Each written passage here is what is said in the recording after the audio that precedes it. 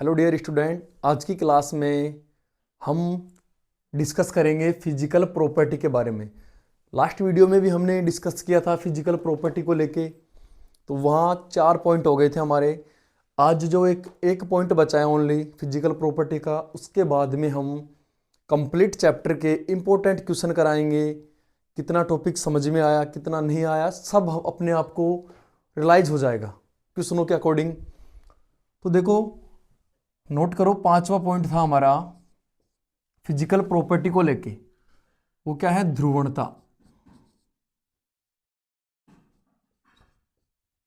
ध्रुवणता, ठीक है। पोलराइजेशन।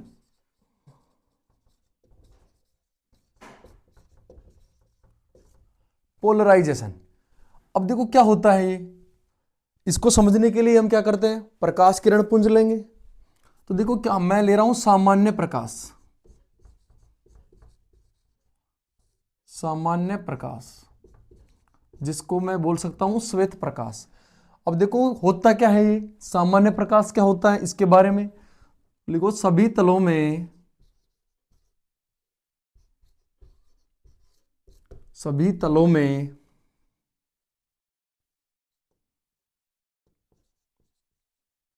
कंपन करने वाले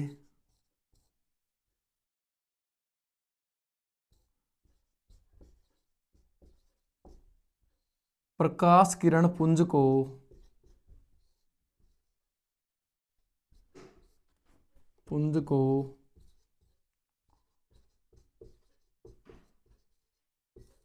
सामान्य प्रकाश कहा जाता है। ओके डियर स्टूडेंट, तो देखो सामान्य प्रकाश क्या होता है, सभी तलों में कंपन करेगा वो, ऊपर नीचे दाएं बाएं, ठीक है। तो इस प्रकार का जो प्रकाश होता है या प्रकाश किरण पुंज होती है, उसे क्या कहा जाता है? सामान्य प्रकाश। डेफिनेशन आई होगी समझ में। अब देखो इसको हमें क्या प्राप्त करनी है, उसमें क्या जांच करना है अपने को? ध्रुवणता। तो ये जो सामान्य प्रकाश है हमारा, हम इसे प्रिज्म में से गुजारते हैं, निकोल प्रिज्म में से। तो देखो क्या होगा, नोट करो। जब सामान्य प्रकाश को जब सामान्य प्रकाश को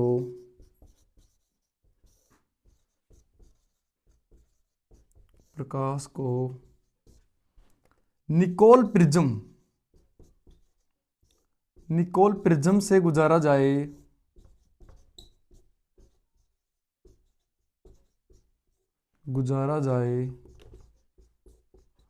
तो समतल ध्रुवित प्रकाश प्राप्त होता है। अंडरस्टैंड? देखो क्या होगा, हमने क्या लिया? सामान्य प्रकाश। डेफिनेशन क्या हुई? सभी तलों में जो प्रकाश कंपन करता है उसे क्या कहते हैं? सामान्य प्रकाश। लेकिन अब हम सामान्य प्रकाश को किस में से गुजार रहे हैं? निकोल प्रिज्म में से।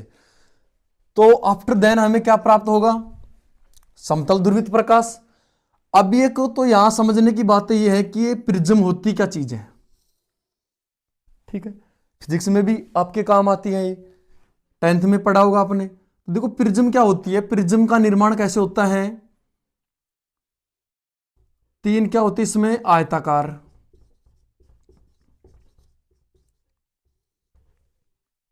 और क्या होती है इसमें? 2 आधारीय त्रिभुज, ठीक है। 3 आयताकार सतहें और 2 त्रिभुजाकार सतहें, इनके निर्माण से, इनके मिलने से किसका निर्माण होता है? प्रिज्म का, ठीक है। और प्रिज्म में जो आधारीय कोण होता है, जैसे देखो ये हमारे पास प्रिज्म है, तो 2 अपवर्तक पृष्ठों को मिलाने वाला जो कोण होता है उसको क्या कहते हैं बेटा? प्रिज्म कोण। उसको क्या कहते हैं? प्रिज्म कोण, ठीक है। वापस से आते हैं टॉपिक पे। अब हमें क्या प्राप्त हुआ? समतल ध्रुवित प्रकाश। अब ये क्या होता है, तो नोट करो दोबारा से यहां फिर से, समतल ध्रुवित प्रकाश हेडिंग लगानी है। अब देखिए क्या होता है, जो जो प्रकाश सभी तलों में कंपन करता है वो क्या होता है, सामान्य प्रकाश। तो हमने ऐसा ना करें, इसलिए किसमें से गुजारते हैं, निकोल प्रिज्म में से। आफ्टर देन क्या प्राप्त हुआ, समतल ध्रुवित प्रकाश। तो ये क्या हो जाएगा, एक ही तल में, एक ही तल में कंपन करने वाले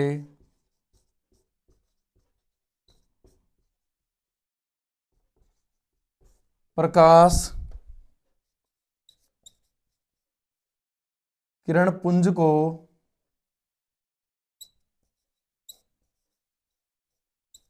क्या कहा जाता है, समतल ध्रुवित प्रकाश।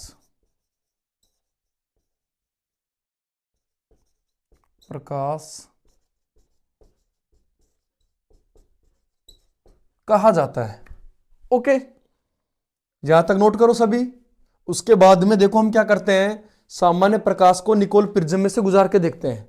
तो देखो क्या होगा, नोट करो पहले। हो गया नोट, मैं यहां रफ कर रहा हूं।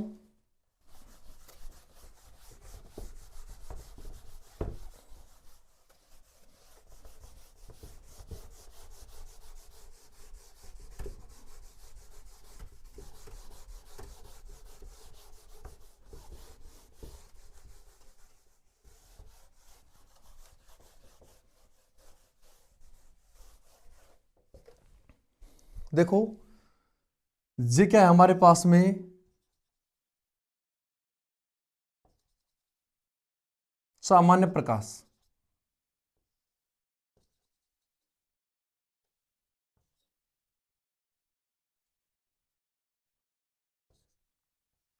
अब ये क्या हो रही, जो प्रकाश किरण पुंज है सभी तलों में कंपन कर रही है, दाएं बाएं ऊपर नीचे पृष्ठ के लंबवत, अंदर की ओर बाहर की ओर। इस पॉइंट का मतलब ये है, अंदर की ओर बाहर की ओर पृष्ठ के लंबवत। इस प्रकाश किरण को पुंज को हम किस में से गुजारते हैं, निकोल प्रिज्म में से। ये क्या हो जाएगा हमारा, निकोल प्रिज्म। जैसे निकोल प्रिज्म में से गुजारेंगे तो देखो हमें क्या देखने को मिलेगा,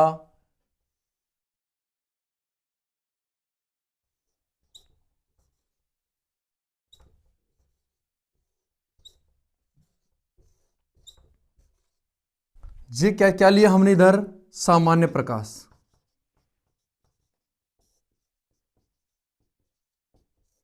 किस में से गुजार रहे हैं, निकोल प्रिज्म में से। अब देखो हमें प्राप्त हुआ, एक तो ये प्राप्त, सभी जो प्राप्त होंगे सभी को क्या नाम देंगे, समतल ध्रुवित प्रकाश। जो भी प्राप्त होंगे क्या होंगे, सभी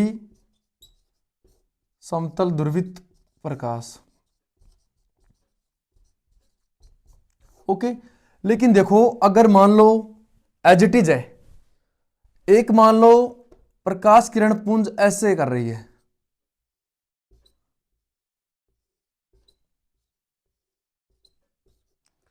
तो देखो इनको क्या बोलेंगे, एक मान लो ऐसे कर रही है कंपन प्रकाश किरण पुंज, तो देखिए बेटा ये दोनों हो जाएंगे, इनको बोलेंगे प्रकाशिक सक्रिय, प्रकाशिक सक्रिय। और ये क्या हो जाएगी, प्रकाशिक अक्रिय, प्रकाशिक अक्रिय। अब देखो सक्रिय में दो तरह से प्राप्त हुई।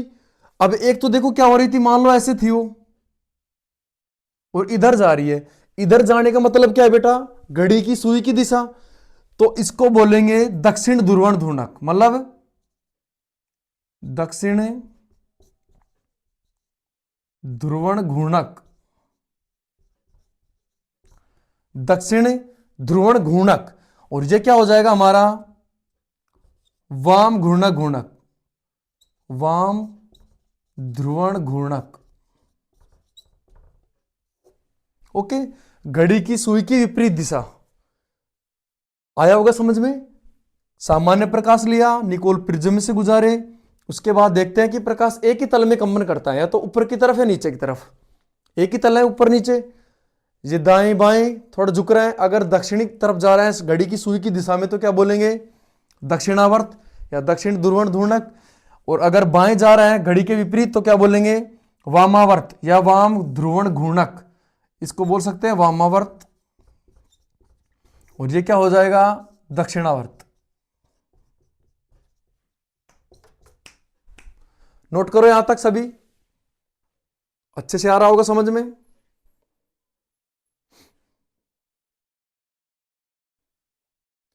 ओके बेटा, सामान्य प्रकाश लिया, निकोल प्रिज्म से गुजारा, क्या प्राप्त हुआ, समतल ध्रुवित प्रकाश। प्राप्त क्या होगा ये नोट करना है हमें। अब इसमें भी दो प्राप्त हुई, प्रकाशिक अक्रिय, प्रकाशिक सक्रिय। अब इनको पृथक्करण कैसे करते हैं, इनको डालते हैं हम किसमें, विलियन। तो हमने क्या लिया, डिफरेंट डिफरेंट विलियन लिया, विलियन 1, विलियन 2, विलियन 3। ओके, अब देखो हम इस पे तो डिस्कस करेंगे नहीं, अक्रिय हो गया, क्रियाशील नहीं करेगा किसी से भी। अब हमारे पास फिर क्या क्वेश्चन बनता है, प्रकाशिक सक्रिय। और प्रकाशिक सक्रिय पे क्वेश्चन क्यों बना, क्योंकि यह दो तरह से कार्यरत होता है, एक दक्षिणावर्त एक वामावर्त। तो हेडिंग लगाओ सभी, मैं रफ कर रहा हूं।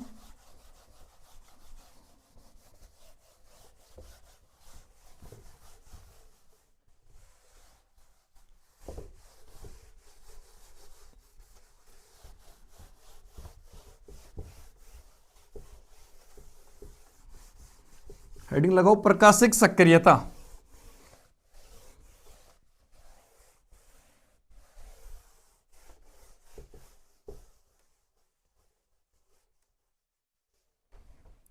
प्रकाशिक सक्रियता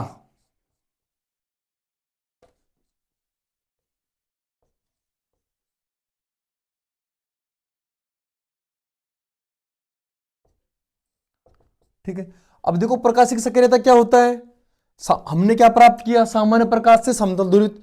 लेकिन समतल ध्रुवित प्रकाश का तल भी घूम रहा था बेटा, तो इस गुण को ही क्या कहेंगे, प्रकाशिक सक्रियता। लिखो, यौगिकों के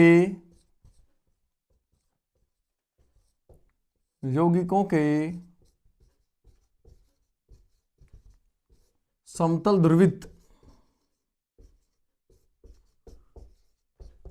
प्रकाश के तल को घुमा देने के गुण को ही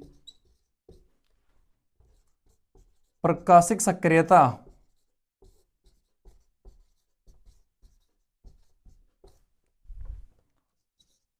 कहा जाता है। ओके बेटा, मतलब समतल ध्रुवित प्रकाश प्राप्त हुआ, यदि उसका भी तल घूम रहा है, हमने नोट किया समतल ध्रुवित प्रकाश हुआ। अगर ऐसे कैसे रहेगा, नो चेंज है, तो उसको बोलेंगे प्रकाशिक अक्रिय। लेकिन हम क्या पढ़ रहे हैं, प्रकाशिक सक्रिय। तो यौगिकों के समतल ध्रुवित प्रकाश के तल को घुमा देने के गुण को ही, नोट करो, क्या कहा जाता है, प्रकाशिक सक्रियता। ओके, अब देखो इसमें भी दो प्रकार से हैं तल को घुमा देने के, नोट करो। नंबर 1, यदि तल दक्षिणावर्त, दक्षिण दिशा की ओर। और समझने के लिए क्या नोट करेंगे, घड़ी की सुई की दिशा, घड़ी की सुई की दिशा। यदि तल दक्षिण दिशा की ओर कंपन करे तो उन्हें क्या कहेंगे, दक्षिणावर्त, या क्या बोलेंगे, दक्षिण ध्रुवण घूर्णक कहा जाता है। ओके, और नंबर 2 पॉइंट क्या हो जाएगा, यदि तल, कौन सा तल, समतल ध्रुवित प्रकाश। ओके, यदि तल वामावर्त, क्या हो जाएगा, घड़ी की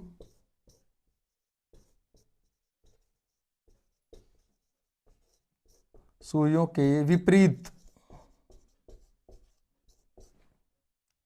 कंपन करें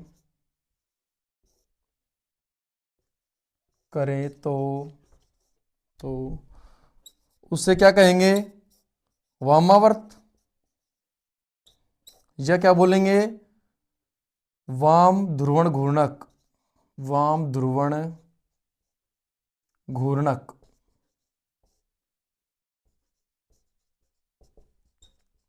कहा जाता है। ओके बेटा, नोट करो। अब देखो एक कंडीशन और होती है, प्रकाशिक सक्रियता कैसे पता करेंगे, इसके लिए एक स्पेशल शर्त होती है, दो स्पेशल शर्तें। नोट करो पहले, यहां तक सभी कर लिया होगा। अब हेडिंग लगाओ, प्रकाशिक सक्रियता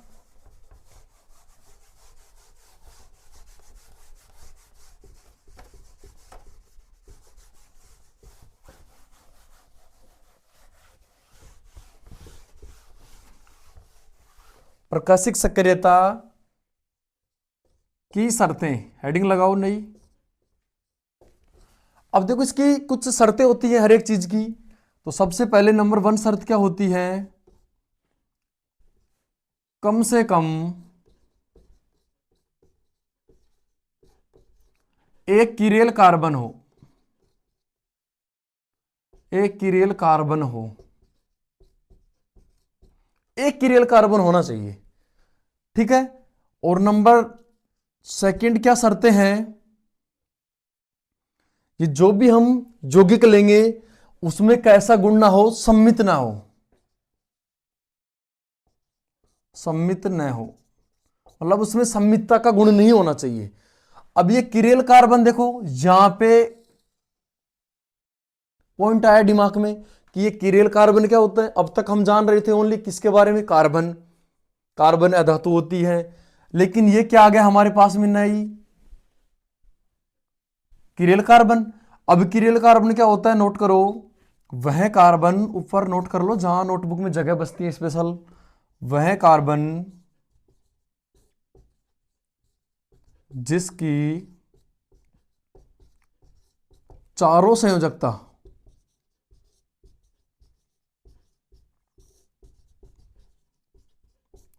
अलग अलग समूहों द्वारा संतुष्ट हो,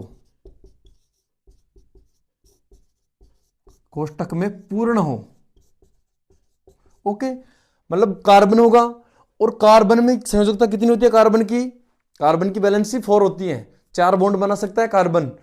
तो चारों बॉन्ड जो बनेंगे सिग्मा बॉन्ड, यहां पे सिग्मा बॉन्ड काउंट करेंगे क्योंकि चारों अलग अलग समूह लेंगे। तो जो चारों सिग्मा बॉन्ड होंगे, प्रत्येक सिग्मा बॉन्ड पे नया यौगिक समूह देखने को मिलेगा अपने को।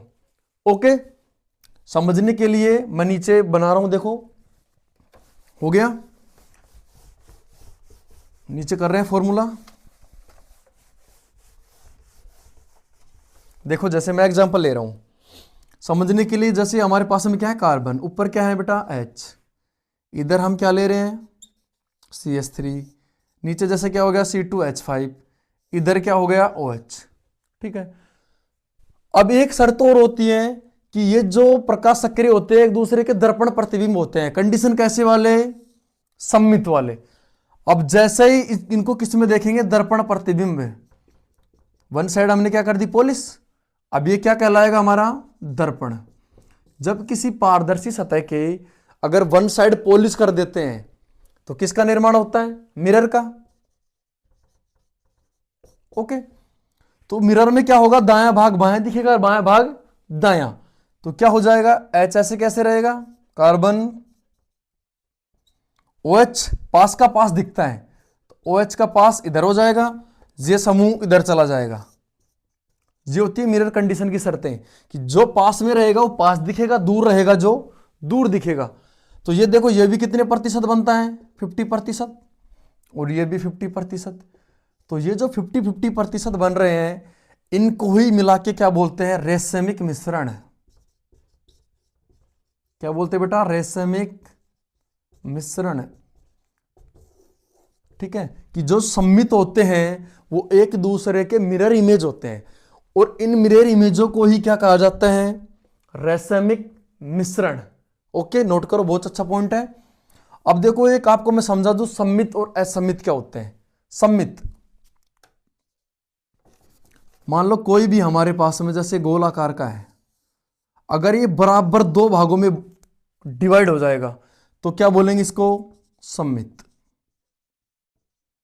लेकिन यदि दो बराबर भागों में न बांटा जा सके, न बांटा जा सके तो क्या कहलाएगा? ये असममित।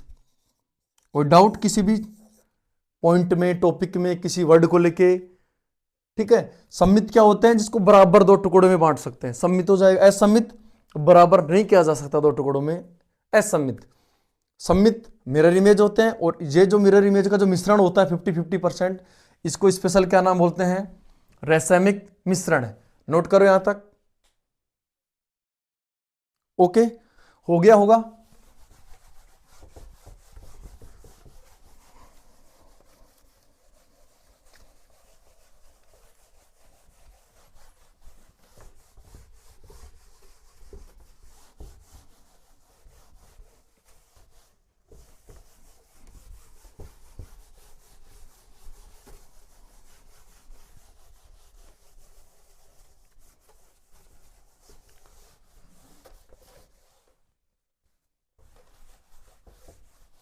इसी के साथ जो हमारा चैप्टर था कंप्लीट हो चुका है।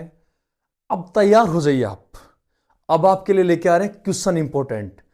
आप भी सोच रहे होंगे क्वेश्चन कैसे बनते हैं, बोर्ड एग्जाम में कैसे क्वेश्चन आते हैं, अब उनके बारे में डिस्कस करेंगे। तो बिल्कुल तैयार हो जाइए एकदम होश उल्लास के साथ में। देखो मैं लेके आ रहा हूं एक से एक बढ़ के क्वेश्चन एग्जाम के लिए, बहुत ही इंपॉर्टेंट। ठीक है, नोट करना।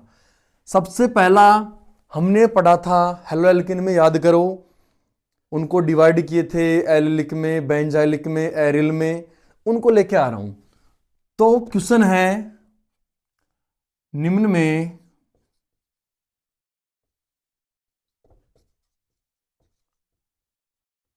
में हैलाइडो की पहचान कीजिए।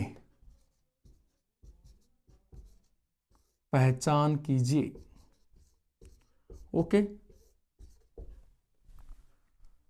देखो सबसे पहले ले रहे हैं हम नंबर ए।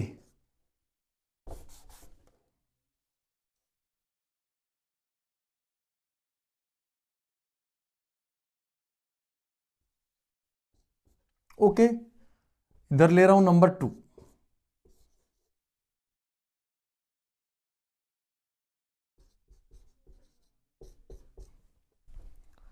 इधर ले रहा हूं नंबर 3। इनको पहचानना है, नंबर 1 में कैसा हैलाइड होगा, नंबर बी में क्या होगा, नंबर सी में देखो।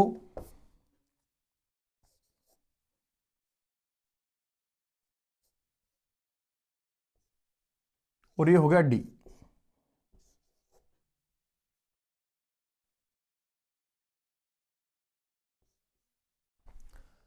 अब देखो सभी स्टूडेंट, एक तो ये बहुत ज्यादा इंपॉर्टेंट है एग्जाम के लिए, और एक ये, इनको हम क्लास में भी डिस्कस कर चुके। देखो पहचान मैं बता दूं कि वे हेलो एल्केन जिनमें जो हेलोजन होता है वो डबल बॉन्ड के समीपवर्ती कार्बन से जुड़ा होता है। ऐसे एल्किल हैलाइडो को या हेलो एल्केनो को क्या कहा जाता है? एलाइलिक या बेंजाइलिक। बताओ, उनको कहते हैं बेंजाइलिक। एलाइलिक में भी सेम कंडीशन होती है, लेकिन एलाइलिक में क्या होता है बेटा? एरोमेटिक रिंग नहीं होती। इसमें क्या है? बेंजीन। तो इसका नाम क्या हो जाएगा? यह किस प्रकार का हैलाइड है? बेंजाइलिक। कोई डाउट किसी को? यहां भी देखो सेम कंडीशन है कि हेलोजन जिस कार्बन से जुड़ा होता है वो डबल बॉन्डेड से। यहां हेलोजन जिस कार्बन से जुड़ेगा वो डबल बॉन्ड से, लेकिन कंडीशन क्या है? ये एरोमेटिक है। यहां पे एरोमेटिकता शो नहीं हो रही, ओनली एक डबल बॉन्ड है। इसको लेके कहीं आप कंफ्यूज हो जाओ एग्जाम में जल्दबाजी में बेंजाइलिक करके आ जाओ तो गलत हो जाएगा। ये क्या हो जाएगा हमारा? एलिलिक। एलिलिक जिसको हम बोलते हैं एलाइलिक। Okay, doubt clear? अब आ जाइए इस पे सेम। यदि बेंजीन समूह एरोमेटिक समूह और उससे डायरेक्ट द्वितीय बंध से हेलोजन अटैच हो तो उनको क्या बोलते हैं बेटा? एरिल। करवा रखा है हमने। यहां देखो बेंजीन रिंग भी है लेकिन एरोमेटिक नहीं है कंप्लीट, ओनली एक डबल बॉन्ड है। तो ये किस प्रकार की है, अचक्रीय है, और असंतृप्त है, असंतृप्त चक्रीय है। ठीक है, अब देखो कंडीशन क्या होगी कि जो हेलोजन है डबल बॉन्ड से डायरेक्ट अटैच है, लेकिन बेंजीन नहीं है। अगर बेंजीन होंगे तो क्या बोल देंगे, एरिल। इसको क्या बोलेंगे बेटा, vinyl, vinyl halide. Okay, note करो चारों को, बी और डी एग्जाम के लिए बहुत इंपॉर्टेंट है, कंफ्यूज हो जाओगे आप।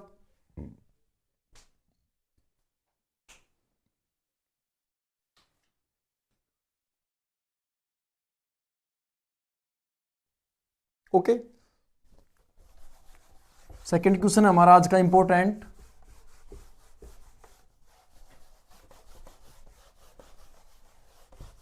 ऑब्जेक्टिव क्वेश्चन में देखने को मिलेंगे, टेंशन नहीं लेनी आपको जरा सी भी।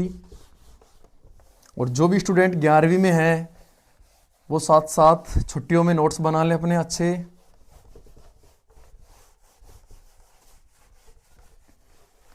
अब देखो नेक्स्ट क्वेश्चन हमारा, परिवर्तन कीजिए, परिवर्तन कीजिए।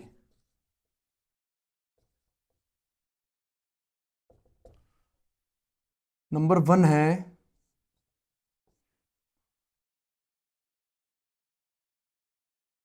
ब्रोमोप्रोपेन से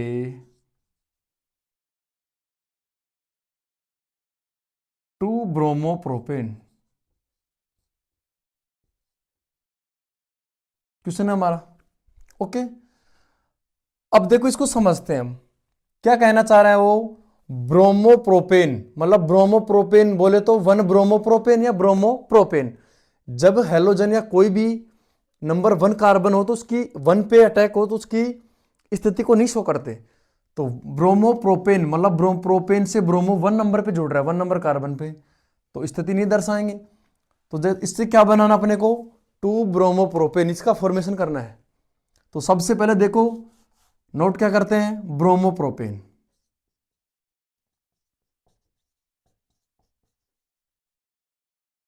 ये क्या हो गया, ब्रोमोप्रोपेन।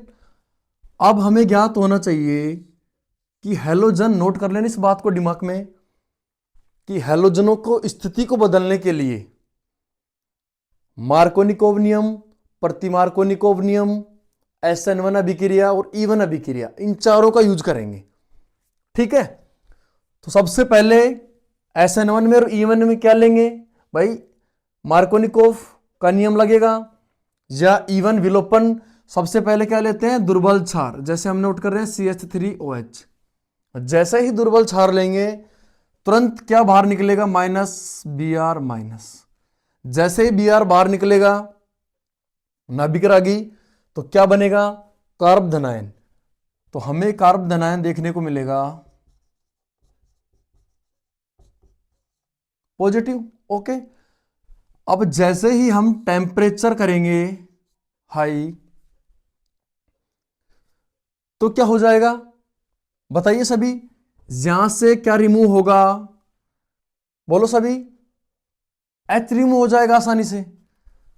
तो हमें क्या प्राप्त होगा, -H+, CH3CH double bond CH2। यहां पे देखो मैं H को नीचे कर रहा हूं, तो H रिमूव हो गया प्लस के रूप में, यहां पॉजिटिव नेगेटिव क्या हो गया, डबल बॉन्डिंग हो गई। अब देखो शर्तें क्या है, शर्त को समझो बेटा। ये क्या प्राप्त हुआ हमें, प्रोपीन। और आपको ज्ञात होगा कि प्रोपीन एल्कीन से क्या बनाना है, एल्केन। अब देखो प्रोपीन हो गया, 2 नंबर पोजीशन पे क्या जोड़ना है, ब्रोमो। अब देखो समझो, 2 नंबर पोजीशन पे ब्रोमो जोड़ेंगे तो ये देखो कि 2 नंबर पे H कम है या 1 पे ज्यादा है, डबल बॉन्ड 1 और 2 के बीच में, तो Br वहां जुड़ रहा है जहां H कम है, और H जोड़ेंगे तो H कहां जाएगा, जहां H अधिक है। तो सबसे पहले रिएक्शन किसकी उपस्थिति में कराएंगे, HBr, क्योंकि Br को ऐड करना है। बॉन्ड ब्रेक होगा, बॉन्ड ब्रेक होगा तो एक जगह क्या आ जाएगा, H, एक जगह Br। अब कंडीशन क्या है, अपने को पहले ही प्रोडक्ट बना लेना है, क्या है, CH3CH Br CH3, क्या बन गया अपने पास में, 2 ब्रोमो प्रोपेन। अंडरस्टैंड, क्या फॉलो हुआ यहां पे, यहां फॉलो हुआ बेटा रूल मार्कोनिकोव नियम। मार्कोनिकोव नियम, और ये नियम क्या कहता है कि एल्कीन में जब HBr का योग करवाते हैं तो H वहां जुड़ेगा, एल्कीन में डबल बॉन्डेड कार्बन की बात होगी, H वहां जुड़ेगा जहां H ज्यादा है, पहले से अधिक है, तो 2 थे, 2 की जगह कितने हो गए, 3, और Br वहां ऐड होगा जहां H कम है, तो H यहां था वहां Br ऐड हो गया, तो ये हमारे पास में फाइनली प्रोडक्ट प्राप्त हुआ 2 ब्रोमो प्रोपेन। अंडरस्टैंड, नोट करो। अब मैं देखो सेकंड में क्या कर रहा हूं, 2 ब्रोमो प्रोपेन से अपन बनाएंगे ब्रोमो प्रोपेन, डरना नहीं है 1% भी।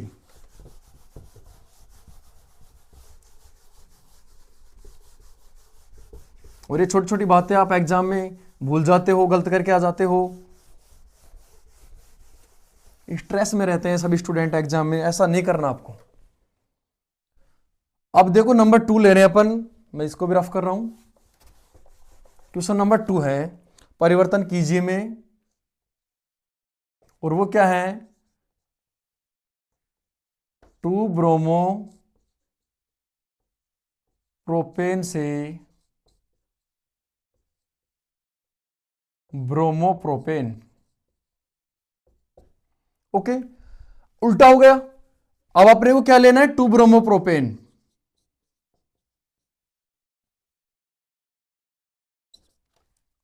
सेम रिएक्शन किसकी उपस्थिति में करवाएंगे, दुर्बल क्षार हो जाएगा हमारे पास, Br नेगेटिव के रूप में बाहर निकल जाएगा, नाभिक रागी, किसकी फॉर्मेशन होगी, बोलिए सब स्टूडेंट,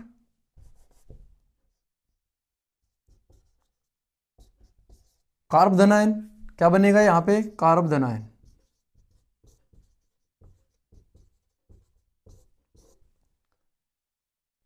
अब देखो अपने को क्या कराना है, प्रोडक्ट चेंज पूछ रहा है वो, तो क्या करा देंगे, टेम्परेचर पे करा देंगे रिएक्शन, जहां पे जो complete formation reaction last reaction में भी यहां पे भी कौन सी हो रही है, E1, और E1 क्या है, विलोपन।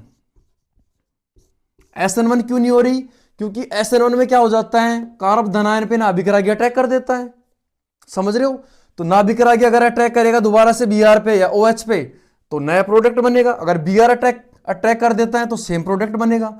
लेकिन अपने को क्या बनाना है, 2 ब्रोमोप्रोपेन से ब्रोमोप्रोपेन, तो हम क्या बनाएंगे, एल्कीन, और एल्कीन किस में बनती है, विलोपन रिएक्शन में, आ रहा होगा ना याद। तो हमें देखो क्या प्राप्त होगा,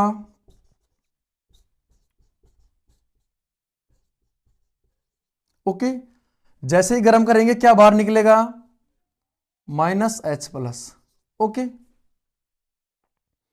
अब ये H+ Br के साथ में बाहर निकल जाएगा। अब देखो यहां आ जाइए कंडीशन, सबसे पहले तो ये देखो बनाना क्या है अपने को, वो नोट कर लो, CH3 CH2 CH2 Br, क्या हो जाएगा, ब्रोमो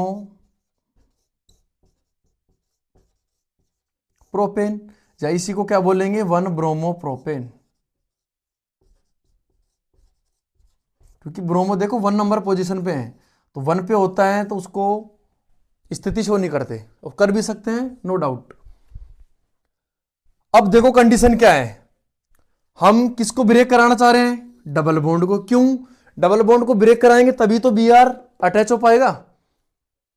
अब Br को करवा रहे हैं तो क्या करेंगे, HBr की उपस्थिति में करवाएंगे रिएक्शन को। अब देखो मार्कोनिकोव नियम तो क्या कहता है कि H वहां जुड़ेगा जहां H अधिक हो, अगर H को यहीं जोड़ेंगे तो यहां CH3 बनता, लेकिन यहां तो क्या है, ओनली CH2 है, और Br वहां जुड़ेगा जहां H कम हो, तो यहां तो H बढ़ रहे हैं, इसका मतलब बेटा यहां नियम लगेगा प्रति मार्कोनिकोव। ठीक है, अब प्रति मार्कोनिकोव नियम में स्टूडेंट भूल जाते हैं जल्दबाजी में, और क्या भूल जाते हैं वो, परोक्साइड को। कि मार्कोनिकोव नियम होता है किसकी उपस्थिति में होता है बेटा, प्रति मार्कोनिकोव नियम परोक्साइड की उपस्थिति में। तो हम क्या करेंगे, HBr का जब योग करवाएंगे तो परोक्साइड डाल देंगे। जैसे ही परोक्साइड डाल देंगे तो नियम कौन सा फॉलो होगा, प्रति मार्कोनिकोव नियम। और ये नियम क्या कहता है कि HBr में H वहां जुड़ेगा जहां H क्या है, कम है। तो यहां देखो डबल बॉन्ड पे H एक था, यहां कितने हो गए 2, यहां 2 थे, 2 के 2 रहे, 2 से कौन जुड़ जाएगा, जहां H ज्यादा है वहां कौन जुड़ जाएगा, Br। तो प्रति मार्कोनिकोव नियम में क्या ध्यान रखना अपने आप को, परोक्साइड। ओके बेटा, अब आज का ये धमाकेदार क्वेश्चन है, बहुत इंपॉर्टेंट। ये तो नॉर्मल है, आप भी कर सकते हो। ठीक है, अब देखो एग्जाम में किस लेवल के आते हैं।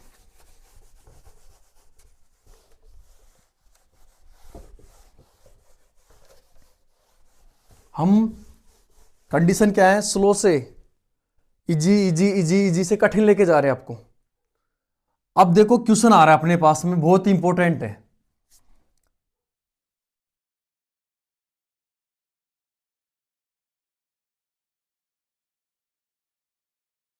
अच्छे से समझना है। तो देखो यहां पे क्या है, डरने की जरूरत नहीं है सभी स्टूडेंटों को। यहां हर एक किनारे पे क्या है बेटा, CH2 है, CH2 CH2। कभी इसको बेंजीन समझ बैठो, कंफ्यूज हो जाओ, बेंजीन नहीं है ये, साइक्लोहेक्सेन है। ओके, यहां पे देखो यहां पे कार्बन है, तो इस कार्बन की देखो 3 वैलेंसी कंप्लीट हो रही है, एक बच रही है, वो कौन जुड़ रहा है, H। क्या करवाना है, परिवर्तन करवाना है, मतलब क्या बनेगा इससे, प्रोडक्ट ऐसे देगा अपने को। देखो सबसे पहले क्वेश्चन करेंगे बेटा, इंपॉर्टेंट लगा लेने इसको, वही दुर्बल क्षार लेंगे अपन, CH3OH। तो ये दुर्बल क्षार क्या करता है, -Br नेगेटिव, इसको बाहर निकालता है माइनस रूप में।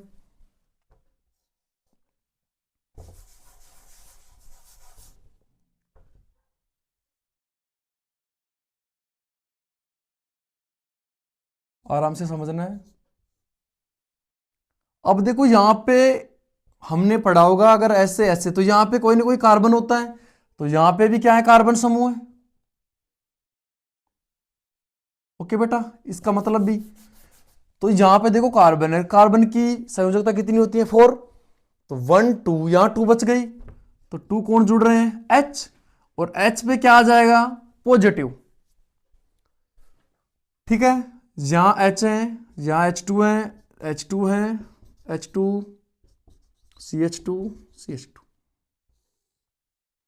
अब बेटा बहुत इंपॉर्टेंट बात यह है कि यहां देखो कार्बोकैटाइन बन रहा है। इससे पहले के जो एग्जांपल लिए उनको नोट करना आप, कि कार्बोकैटाइन हमेशा स्थायित्व को बढ़ाना चाहता है।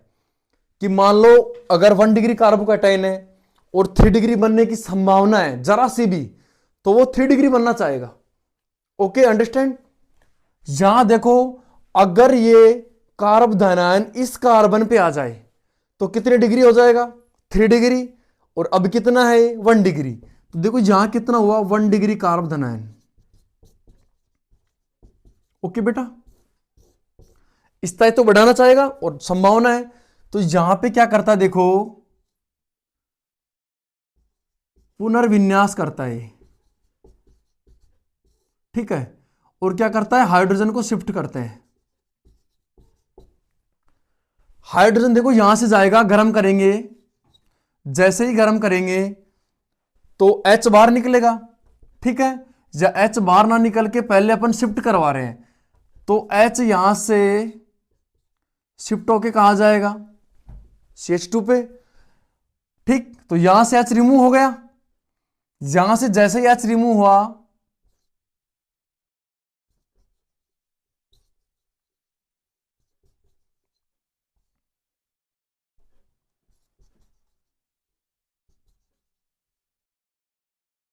H हट गया, जैसे H हटा H कहां जाएगा, CH3 पे, और यहां पे क्या आ जाएगा, कार्ब धनायन पॉजिटिव। तो ये कितनी डिग्री हो गए बेटा, 3 डिग्री कार्ब धनायन। अरे H क्यों आया, क्योंकि बेटा कार्बन की वैलेंसी कितनी बची है, 3। यहां से H गया, कितनी हो गई, 4। यहां कम हो गई अब, तो यहां पे कौन सा चार्ज आ गया, पॉजिटिव, क्योंकि हमने क्या पुनर्विन्यास हो गया, यहां पे हाइड्रोजन यहां पे। ओके, अब देखते हैं 3 डिग्री कार्बोकैटायन अधिक स्थायी होता है। अब इससे प्रोडक्ट बनाएंगे अपन। अब देखो, अगर हम चाह रहे हैं कि इसमें किसका नियम फॉलो करवाओ, मार्कोनिकोव नियम। अब कंडीशन दे रहे हैं इसको मार्कोनिकोव नियम के अनुसार कंप्लीट कीजिए। तो किसका नियम लगाना है, HBr का योग करवाना है, किसके अनुसार, मार्कोनिकोव। अब मार्कोनिकोव नियम देखो क्या होता है, पहले इसको टेम्परेचर देंगे, जैसे ही बेटा टेम्परेचर देंगे तो क्या प्राप्त होगा हमें, एल्कीन। अब देखो एल्कीन की 2 संभावनाएं बेटा, नंबर ए और नंबर बी, ठीक। ओके, या मैं चाह रहा हूं मार्कोनिकोव ना लगा के, वो सिंपल कह रहे हैं कि निम्न को एल्कीन में चेंज कीजिए। ओके, तो देखो किस में चेंज करना है, एल्कीन में। तो हम इसको क्या करेंगे, गर्म, और गर्म करेंगे तो कौन सी अभिक्रिया होगी, ईवन विलोपन, क्योंकि हमें पता है अच्छे से कि एल्कीन किस में बनते हैं, ईवन विलोपन में। तो देखो कंडीशन क्या है, एक तो यहां से H रिमूव हो सकता है गर्म करेंगे तो, क्योंकि जैसे ही गर्म करेंगे क्या बाहर निकलेगा, H+। यहां दोनों सेम है, CH2 यहां अलग है, तो एक बार तो यहां H निकालते हैं, एक बार इन दोनों में से H, ठीक है। तो देखो क्या बनेगा, नंबर 1, मैं इस वाले H को निकाल रहा हूं, तो देखो क्या बनेगा, CH2, H पॉजिटिव के रूप में निकल रहा है, तो यहां क्या आएगा, माइनस, और यहां क्या हो जाएगा, प्लस। तो माइनस प्लस में क्या हो जाएगी, डबल बॉन्डिंग, कार्बन CH2 नीचे CH2 है, इधर CH2। ओके, हमारे पास क्या प्राप्त हुई, एल्कीन। अब देखते हैं नंबर 2 केस, मैं इस H को निकाल रहा हूं, जैसे यहां से H निकलेगा, यहां प्लस है, माइनस देके जाएगा, बॉन्डिंग ऊपर, ऐसे कैसे क्या है ऊपर बेटा, CH3 कार्बन है। अब डबल बॉन्ड इन दो के बीच में बनेगा, देखो डबल बॉन्ड CH2